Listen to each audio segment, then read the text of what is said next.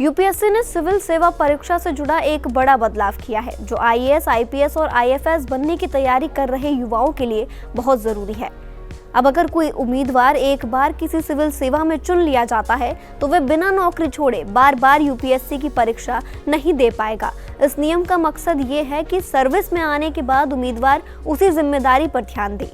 चलिए यूपीएससी ने नियमों में क्या क्या बदलाव किया है, इसको विस्तार से समझते हैं। अब बार बार नहीं होगी परीक्षा। जो उम्मीदवार सीएसई 2025 या उससे पहले किसी भी सेवा में चुने जा चुके हैं, उन्हें सीएसई 2026 या सीएसई 2027 में एक बार परीक्षा देने की छूट मिलेगी। इसके बाद परीक्षा देने के लिए नौकरी छोड़नी होगी। आईएएस और आईएफएस वालों पर सीधी रोक। जो पहले से आईएएस या फिर आईएफएस में काम कर रहे हैं, वो सीएसई 2026 की परीक्षा नहीं दे सकेंगे। प्रीलिम्स पास करने पर भी मेंस नहीं। अगर कोई उम्मीदवार प्रीलिम्स 2026 पास कर लेता है, लेकिन उसी समय उसे आईएएस या फिर आईएफएस में नियुक्ति मिल जाती है और वे ज्वाइन कर लेता है, तो वे मेंस परीक्षा नहीं दे पाएगा। मेंस के बाद भी फायदा नहीं। अगर मेंस शुरू होने के बाद लेकिन रिजल्ट से पहले किसी उम्मीदवार को आईएएस या फिर आईएफएस मिल जाता है, तो सीएसई 2026 के रिजल्ट से उसे कोई नई पोस्ट नहीं मिलेगी। दोबारा आईपीएस का नहीं मिलेगा मौका।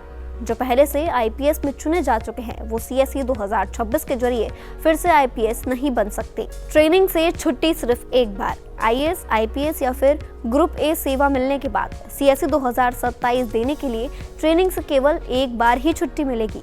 ट्रेनिंग होगी जरूरी। चयन होने के बाद फाउंडेशन कोर्स ज्वाइन करना जरूरी होगा। अगर कोई ट्रेनिंग नहीं करता और छुट्टी भी नहीं लेता तो उसकी नौकरी रद्द हो सकती है। नई नौकरी मिलने पर पुरानी खत्म।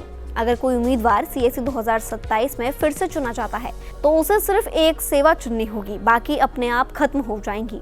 तीसरी बार परीक्षा से पहले इस्तीफा जरूरी। अगर कोई सीएसई 2028 या आगे की परीक्षा देना चाहता है तो उसे पहले अपनी मौजूदा नौकरी छोड़नी होगी। चलिए अब आपको आवेदन की भी थोड़ी जानकारी दे देते हैं। यूपीएससी सीएसई 2026 के लिए आवेदन 4 फरवरी 2026 से शुरू हो चुके हैं। फॉर्म भरने की आखिरी तारीख 24 फरवरी 2026 है।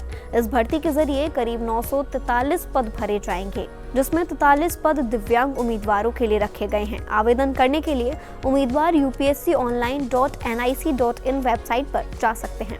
फिलहाल इस वीडियो में इतना ही। ऐसी ही तमाम जानकारी के लिए जुड़े रहें सूरज समाचार के डिजिटल प्लेटफॉर्म के साथ।